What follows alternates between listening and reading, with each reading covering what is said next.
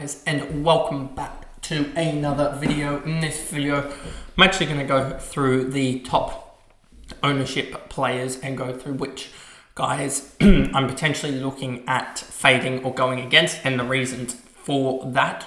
So it's going to be probably a list that includes, I would say, there's a good 30-40 players that are still above that sort of 10% ownership or 15% ownership it looks like, or maybe even more than that. So we'll just go through that list on Fantasy and then replicate it on SuperCoach. SuperCoach should just sort of follow a general trend as most of the ownership percentages are the same. So anyway, let's jump into this video here. So as you can see, for those along on YouTube, Bailey Smith is the top owned player on the Fantasy right now at 69% ownership, 68.91 to be exact. I'm not fading him, neither am I fading any of these top guys here. They're pretty good. The only guys that I'd probably even consider fading is probably, I'd say, Levi Ashcroft, if he just doesn't get selected, simple as that. We think Jagger's about a basic lock. Bo Allen's a probable, I would say, for round one. Levi's probably going to play anyway, I'd hazard a guess there, but yeah, he could. Brisbane could easily just sort of let him do whatever he wants. Honestly, their team's just that well stacked that he might not even have to play. But I suspect he gets games early on and in round zero. So I guess we'll know before even we have to have our teams finalised if Levi is going to get that spot, whether that be on field or on the bench, depending on his role. But he's probably, I would say, the highest ownership guy that I'd even consider fading out of everyone here, but pretty much a lock there. Cherry, well, given the ruck situation, he would have been a fade, I think, early on in the preseason, but we've seen like every ruck that is in their 20s or every primo pretty much go down, injured in some way, shape or form. So Cherry is the obvious pick at this point, even if he loses 3 or 4 points of value. If I had said 3 or 4 points of value early on in the preseason, I would have said I still have the same sort of average projection for Cherry. It's just everyone around them has faltered, so that's why Cherry is now, I guess, a guy that's sort of locked in. He can lose 3, 4, 5 points of value and still be a number one ruck or number 2 ruck, because we've seen the Marshall injury news, the Gorn, the Inglis, the everyone else in between, even Darcy, the mid-price, has gone down. TDK might not get the number 1 role, or solo row, so it might be a Cherry Gorn set and forget almost ruck strategy yet again. That's the ruck strategy, just flip back and forth, and he's almost become a constant Cherry now just because of all the chaos. Anyone else here that I'm really excited about? Hooley's probably the one, and I mean, I wouldn't say it's necessarily a fade at the moment. And I mean, this is sort of rookies in itself. He just might not get the role that we're appealing for, but also we may just have him as the only non-key in the backline that gets a role in round 1 or round 0, and then he'll have the round 1, etc. So he may just be a selection because he just is playing, but his role does not look as appealing because of Dylan Shield at the moment. We've probably harped on about that quite a lot. So not looking the best for Saad there. Mills, no, we're not going to fade him. Layla's probably one as well, that depending on how he goes in preseason, etc. We have the preseason trial matches coming up, the unofficial and official ones in the next little bit. So we'll see how he goes there, because I genuinely thought he was a more impact player, and I think he could be spending a little bit more time forward than people are expecting. So I wonder if he's the one of the midfielders that we fade. I know he's the number 1 overall pick, but yeah, that could be an interesting one. Or maybe you go with him and trade him down quickly because he'd have a lot of inbuilt value, etc., etc. But we'll see about that. Sheasel, basically the same process applies to Cherry at the moment. We haven't lost. I would say that the defenders, we all know, have a lot of the premiums have the early buy. So Sheasel is basically, it's from him down to even, let me actually just show you guys this. Defenders, prices will go from coach's choice to general stats. We'll go there, and then we'll go average. So you got Sheasel, and then the next guy that does not have the early buy is already 10 points lower in Luke Ryan. Jack Sinclair's injured.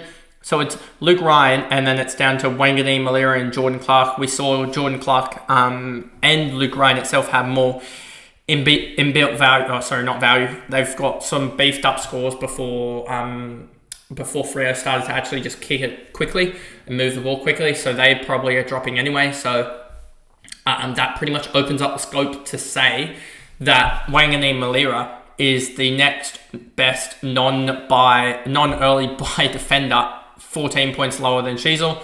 And so where are you going to get the points is the question that I have. Even just looking lower than that, if you take out Wanganeen Malira and you say that Jordan Clark and Luke Ryan get, say, a -5, suddenly that -5 for Luke Ryan gets him down to a 97, which is down there, and then Jordan Clark down even further. Suddenly you're looking at already Bailey Dale after Wanganeen Malira and sort of the two, and Ryan and Clark. Suddenly you're already 20 points below Sheasel. So that's why Sheasel is in that same predicament that Cherry is in, that you can start them, I feel like. And I feel like we do this every year as well, saying that you can start these guys because they're not going to be too badly owned, and then they stuff up, and then you wonder, going to do that same exact problem next year where you're going to own these guys and they're not going to actually score well. We saw Bont last year, etc. So it's a tough thing to go against, but it's a weird conundrum with the early buys, I guess. So there's that. Horn Francis is one guy, pretty much a top-priced forward. He's an intriguing one because basically everything reports out of Port Adelaide. He's playing full-time mid, but we know full-time mid for them means about 60%. It doesn't mean the 70-80% that we see out of like a Bont, etc. So that doesn't really help out Horn Francis. We know his TOG is actually really low as well. It's like 79-80% if I remember correctly. So that's not even that good. So I just can't see him going too damaging in that forward line. So I will this is probably the first one that I'm genuinely considering fading that isn't a rookie, I would say. Just looking at all the names here above, I cannot see any guy that I would not, that I'd be actually genuinely considering fading that isn't a rookie above him. So Horn Francis is probably the first guy that I would consider fading. Kako, role dependent, well, he's going to play. That's pretty much locked in. But we'll just see his round 0 score and role, and then we'll see if we want him depending on how many forward rookies we get. Curtin, I'm starting to really fade heavily just because that role does not look kind. It looks more of a forward role at the moment. They're still running with a Matt Crouch, which they can finish 15th if they play him again. That's just... Matt Crouch does not help the side, to be honest with you. The stats back that up with him in the midfield for the last couple of years. Jaden Short, probably a little bit colder as well, just because a lot of the SuperCoach content creators are a little bit colder on Jaden Short. Projected to go in the 80s again, 80 break even. I could see him going sort of that 95, but is that damaging enough? But then again, is the potential value is short there, and he could easily be a fail pick, but if he does boom, then you've basically got the same inbuilt, I guess, affected points, I would say, almost in a way, as those top end defenders. We know that we saw the top end defenders are all around that 105 marker. If we look through the first 4 rounds, 105 times 3, let's just go through the first 4 rounds. 105 times 3 is 315, plus 60 is 375. 375, we'll call it, 375, divide that by 4. That's looking around about that 94 range, I think. 375 divided by 4 is, 93.75. So Ken Short in the first 4 rounds get that 95 or so average that covers him, or covers the top line of those guys going 105, which we know is possible for the defenders. If we look at defenders here, I would say, you're probably looking at 108, 110. Flanders injured. Zorko probably doesn't get the best role. 105 is probably realistic, I would think, for the top of the line guys through the first 4 rounds or 3 rounds for them. So I don't think that's a bad prediction for Short. So if I toggle this back to all players, so that's sort of where I'm lining with Short, is that I probably will start him, but he's definitely one that I can see myself going up. I need to upgrade him straight away because he's just middling, doing nothing. And we know guys that are putting up 80s that are priced at 80 isn't, or say 85 or even 90, priced at 80 is just not outstanding. So Jaden Shaw's probably the guy that I'm looking at and going, I think he's a guy that I'll start with, but I'll be wary to shift on quickly. Coleman's injured, so this will go down, this 31. He's projected back at gather round, but that could be later, so that's just a fade. Tom DeConing, this is all roll-based. I'm sure that this will go down to about 5% if he's dueling, but it will go up to about 50% if he is solo ruck, and that's basically where I stand. Boyd, I'm starting him in the on the bench. Sanders, I'll start him at the moment. Smiley's injured, so that'll go down. That's just injury. Not many people have changed their sides at the moment. A lot of people keeping them stagnant there. Reed, I'll basically fade unless there's no other backlines that you need a playable guy. So if you need a green dot, he's probably there, but I'm hoping there's other defenders there in front of him. Will Day, probably a guy that I'm fading at the moment unless he goes and blitzes out round 0.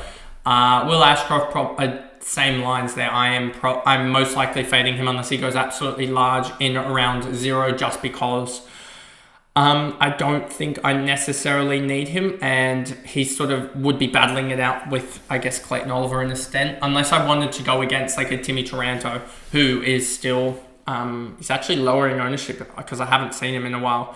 I haven't seen him down here, Tim Taranto, so let's actually just quickly check what is Taranto's ownership. It is 12%. So that's not too bad, actually, and that will probably continue to lower as people find other options. Nick Dacos, yeah, I'm going against him. He has tag matchup in round 0, round 1 tag. Drew's not going to be there, so he actually doesn't have a tag in round 1. Round 2 doesn't have a tag. Round 4 has a tag. Round 5 has a tag. Round 6 has a tag. Round 7 won't. So already you're looking at this going, but we want him for Anzac Day. So you may easily be able to pick him up for 1 million on Anzac Day. I just think there's too many tag potentials in that side there to warrant selecting Nick Dacos, as well as the foot issues, which he's trending pretty well at the moment, but they can spike quickly. Heath, I'm going Boyd there over Heath. Unless Boyd doesn't play and Heath plays, that's the only way I'd see me going Heath. Peatling, I'm toing and throwing this, I feel like, but he's definitely one that could start, could not, etc. We'll see, but I think he's at that perfect price point for that M5 slot. I might go even a little bit cheaper in that mid slot just to get that inbuilt value, because we know that it's so much that, I'm going to put it this way. A lot of people are having high hopes that these guys that are like 700k, 800k, like the Doc, like Will Day, like Ashcroft, etc. Will Ashcroft, that is, are going to be almost keepers until the buys.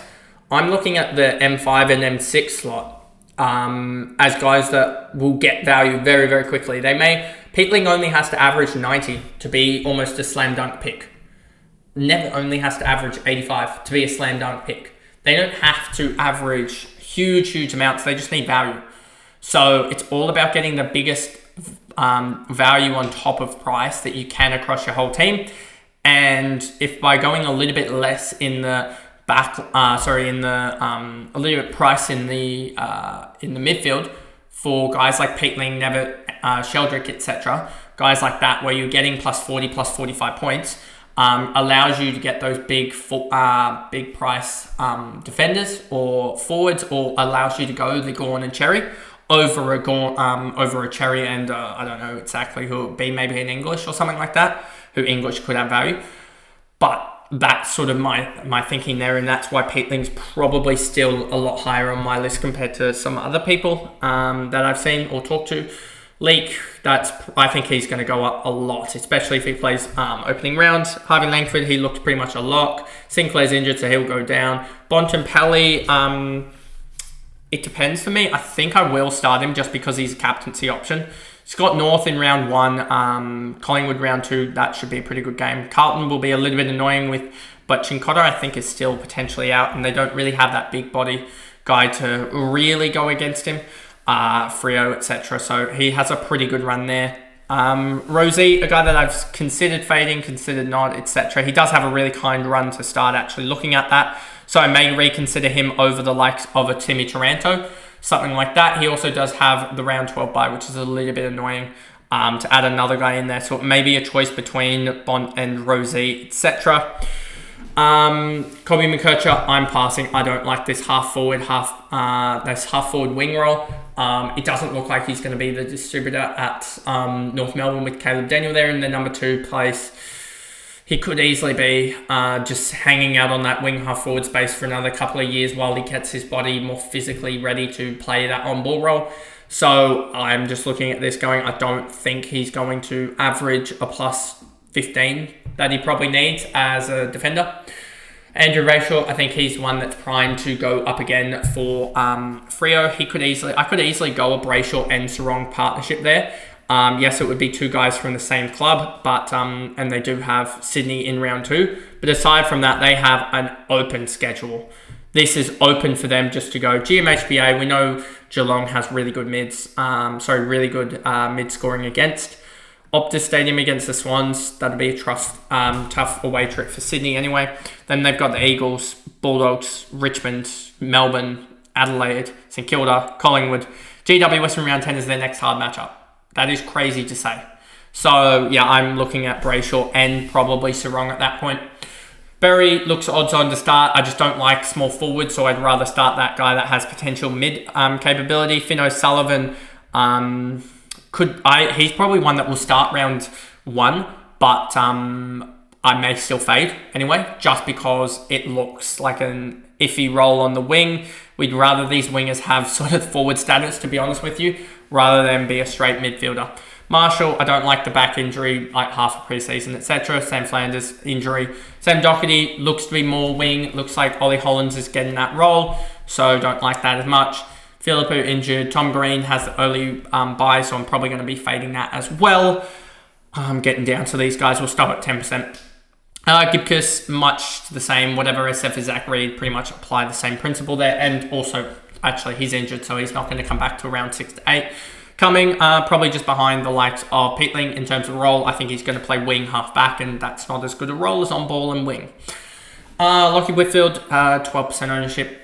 He's probably one that you could actually almost look at starting, just because he's got that round 2, which is slightly different to the other guys on round 3. We know the who else? Zorko's on round 3. Who else? You've got all the Sydney guys on round 3. So if you wanted a guy that could probably not burn you too much, you're probably going to have most of your team anyway. So maybe you lose you're probably only going to, with Whitfield compared to a Zorko, you probably actually lose about 10 to 15 points less. So he could be one that you start even at the full price. It's just hard because I think that he'll get a tag here and potential other tags in here. But yeah, definitely a guy that I've thought about. More upgrade target later in the year. Timmy Taranto's probably fighting it out with Rosie at the moment for that slot there. Charleston, Rankin, Cohen. Matty Roberts, I've actually thought about him in the last little bit. Just with, and I know I was one that was probably an advocate against him in the preseason, but it looks as though, and this has probably changed my opinion a little bit, that Sydney are going to go for an extra lockdown player in Ben Patton to partner alongside Harry Cunningham, which means that it looks as though Ollie Florent could potentially be out of the side or you can't have 4 wingers on the field or 2 on the bench, etc. So there's a chance that if Patton lines up in the defence for round 0 and plays there and is named in round 1 over like an Ollie Florent, that I do go Matty Roberts, just because that could be it basically means that there's one less flanker that's sort of a distributor that Sydney need to, that will take it out of Roberts' hands. Yes, Patton will probably score 60, 65, but Florent scored 75, 80, I think, average across the games. So that's 15 points that will probably go to Roberts. Yes, you'll have Mills obviously taking up some points, but I think you'll see a reshuffle of Heaney and also Warner and potentially even a little bit of Goulden getting a little bit of a reshuffle of points there, potentially, as well as Parker leaving will probably open up 15, 20 points more when you shift it to like a Caden Cleary, etc., as well as Taylor Adams, etc. So you'll see a couple guys leaving that will, or out of the side, I suspect, that will shuffle the points around, allowing Mills to pick it up a little bit. So, yeah, Roberts is certainly one that I've gone a little bit against in preseason, but I'm starting to get back on the bandwagon a little bit. And then you've got Goulden, early buy, and is a primo, so I'm just not touching that. And then Holmes has the really bad buy. If he had the round 2 buy, I'd be on him straight away, easily on him. But that round 3 buy is kind of a little bit annoying. It suckers a lot more value, I feel like, out of the play. It sucks almost another point or 2 out of the players that I just don't want, and potentially could stuff you guys up. But anyway, we move across to SuperCoach here, and I'm pretty sure this is going to follow the same trend. We talked about Al Hawley that I'm probably fading. Levi we talked about as well. Kako, yep. Neil Erasmus, this just depends if he plays. He's 119 in SuperCoach, which is a lot cheaper. Depends if he plays, simply put. Nick Dacos we talked about. Layla we talked about. Reed we talked about. Reed's probably more valuable on SuperCoach than he is on Fantasy, just because intercepts seem to will get a lot more than just the +3 on Fantasy. Zach Butters, not going to fade him in SuperCoach. Would probably be saying that fading him in Fantasy, just because the different metrics or scoring systems line up differently. Luke Parker, definitely one that I'm not going to say I'm going to fade. I need to look more into this and how that Wardlaw injury is going to play out, and look more at that timeline to see when he's going to be back, because they said 10 to 12 about a week ago. I want to say, probably about a week ago now. So that would be interesting to see what timeline he's on. Sinclair, we talked about. Powell Pepper, not probably as high as many on him. I'd probably just want a rookie price guy, save 60k. I'd rather a guy in the midfield doing at Powell's price, Powell Pepper's price, which is basically Langford's price. So I feel like Langford does another 20 or 30 on probably another 20 on Powell Pepper. I think Powell Pepper's best is it's either 57 or 67. Let me just check that. Career stats, SuperCoach, 67, 74. Not too bad, actually, the 70s here. So I suspect he probably goes 65 or so. That's pretty reasonable. 65 or so, and I reckon that is pretty good. Probably a potential better than maybe a guy like a Berry or something like that. But I still think Langford goes another 10 points on him at pretty much the same value. If I remember correctly, Langford here, 181, and Powell Pepper's 180.5. So they're the same price there, and I feel like Langford outdoes him. Flynn, don't like the look of that anymore, even though he was my flex. I think I'll go an extra mid, or I'll probably go an extra mid rookie there in that slot, in the flex slot now. And Isaac Rankin, not so high on compared to most people. I think he's just too injury prone at the moment, and there's not as much inbuilt value, but we'll see in the practice matches if that livens up, as that could be that F1 across both platforms. I just need to see more about that. And then no one else here that we haven't really talked about. Riley Bice, I just don't see him playing, simply as that. I think if you wanted a distributor at Sydney, you're going to pick Ollie Florent over Riley Bice. And Ollie Florent's in a massive battle with Ben Patton, it looks like, at the moment, to get that one of the last slots there. Riley Bice sort of comes into contention maybe if Jake Lloyd retires, or if there is an injury there, because suddenly he's probably the next best distributor. But I just don't see him getting that role necessarily. But I've been wrong so much about Sydney. So wrong, understand that. Sardis at that price, understand that he's dominating. So he could come into consideration. Don't think he'll come into consideration for Fantasy, but for SuperCoach, yes. Leak, yes. Jackson, don't like that pick at all. I think Reedy plays the number 1 ruck role until Darcy's back. Day, we talked about. Davidson, I think he's a good choice if there's no other on-ball rookie midfielders. Hall, I don't know if he gets games, but he's been training well. Gibcus, we talked about. Finn O'Sullivan talked about. Archer Day Wicks, I think this is just a loophole. I thought he was even injured, but I could be wrong about that. That's just me trying to think about anything about Archer Day Wicks that we've seen. Wanted him at Sydney. He would have been an interesting decision at Sydney, given the medium forward that he is. Whitlock won't play. Trainer might, but I don't think he will. Houston has the early buy, and I don't like the pick anyway. With the early buy on the same round as all the others, I'd probably like Perryman.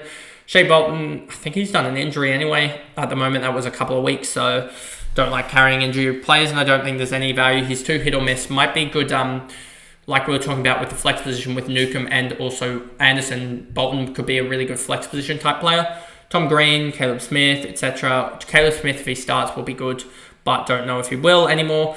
Talked about Whitfield, Brayshaw, talked about, and Jack Martin.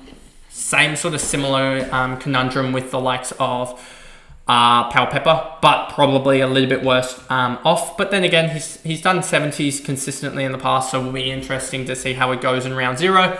But that's pretty much it for all the players. I will talk about Nevitt. Nevitt's actually a really good option, I feel like. So he's going to probably pop up in my side if he gets to start a gig.